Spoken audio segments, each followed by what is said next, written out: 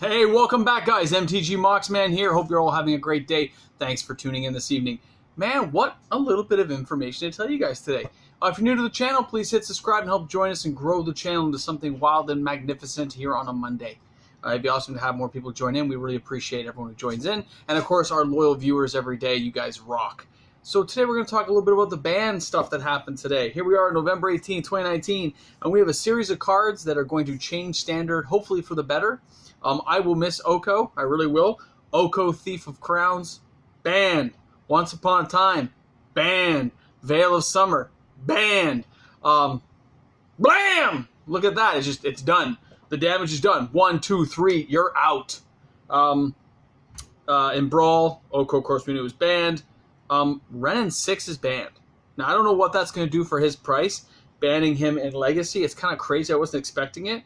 And Narsat, of course, for obvious reasons, got restricted in Vintage because just, the card, just knowing what you're going to draw and having card control like that is kind of crazy. I've done it myself, so I know. But I want to go back up. First, let's talk about Oko. Now, I think you're going to see, of course, Oko is still available in Legacy and Vintage. But,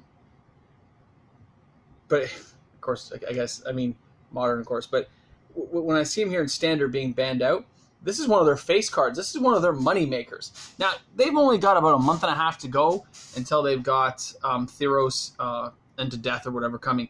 So I was surprised to see my main man Oko, who I just cracked yesterday. That means his price will fall. Even if it's only temporary, it will go down. I've had people saying he's like the best Planeswalker of all time, and for obvious reasons. He is hard to get rid of because he pumps up 2 as soon as he comes into play and becomes a 6 for 3. He did amazing game effects in the game, but it's for obvious reasons he was banned. But not only that, just banning Oko would have helped. But Once Upon a Time, I did not use this card, okay? I haven't used it. I did, hold on. As people stated to me, I did get one here, right? I got a foil one here from that pack there. And I get it. Okay, you can look at the top 4 cards of your library, reveal a creature card, land card, put it into your hand, put the rest in the bottom of your library in any order, a random order. It is a great card. It is, and it's free to cast if it's the first card you've cast this thing, right? This turn. But crazy, because without Oko and other things, you're still getting rid of a big card, right? Like it's gone. And I was not familiar with Veil of Summer, nor have I seen it played. So I didn't know what it was. So I had to look this card up because I was unsure. It's right here. It says, Veil of Summer is 1 green. It's an instant. Draw a card. If an opponent has a black or blue spell this turn, spells you control can't be countered this turn. You and permanents you control gain hexproof from blue and from black until end of turn. Well, blue and black are just downright, like, for obvious reasons, right? Look what that card can do to you. And when you mix that in with Oko and other things, you couldn't even counter Oko. If you think of any blue or black, sorry, you can't counter Oko. That's crazy. So I get it. They have definitely gone away from green, and I'm sure Arena's going to have a heyday with this stuff. So I'm curious to see how things will pan out in the next little while.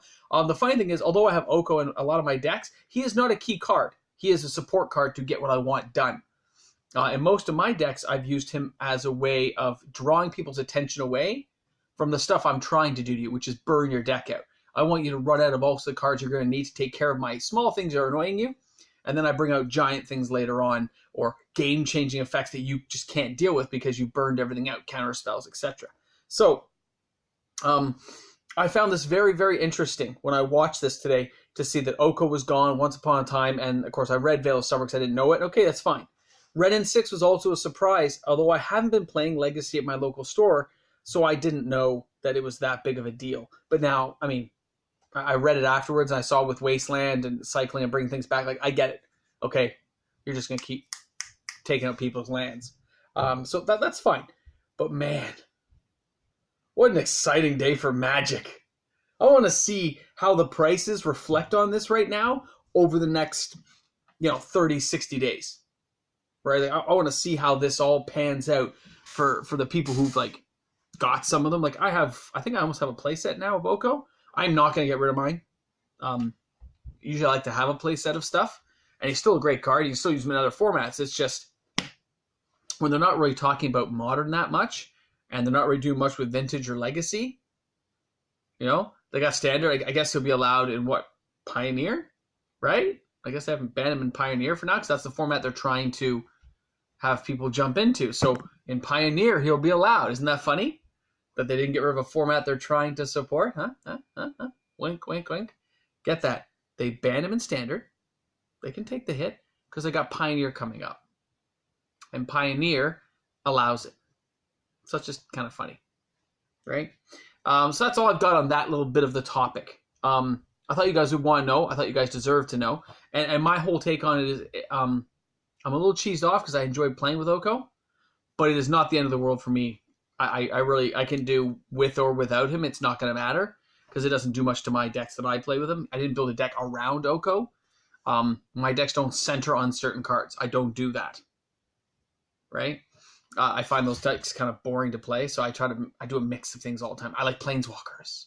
I like all kinds of weird big creatures or lots of small annoying little creatures. I like, Vexing Shusher. Look up Vexing Shusher. That's an awesome card. Anyway, very, very surprising though to see this happen. So that said, Mox Amber has stabilized at around $22.50 currently.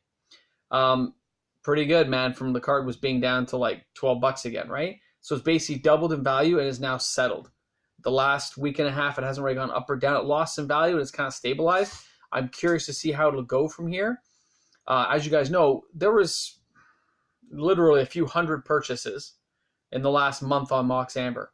And those purchases, people who spent $30, $35 on these cards, even I bought a play set at $30 because I was getting a little bit nervous and I wanted to have a couple more sets, So even me who spent, $120 on a play set? Well, I'm not selling mine, and all the other people aren't going to sell theirs. And if they do, they want equal value, roughly. So they're not going to let them go for less, which forces that price to settle higher overall. And this is just the first round, guys. It's only been what? It's 2018, so it's been like a year and a half? Almost 2 years, give or take, right? Not quite. And the card's already jumped up that much. That's kind of crazy when you think about it, isn't it? The card was at like $7. Now it's a 22 in like less than 2 years. Look at the increase in that card. I don't think people see it that way, but they should be looking at it that way. Whereas a card like Karn, Scion of Urza, people kind of forgot about it, went from $60 to 50 to 40 to 30 to 20 to 10, and it's settled at around $10. This is the time to buy that card. Karn the Great Creator, still being used, but he's also not a bad buy even now. So try to make sure you're getting that stuff, right? It's pretty good stuff, so don't let that stuff slip by.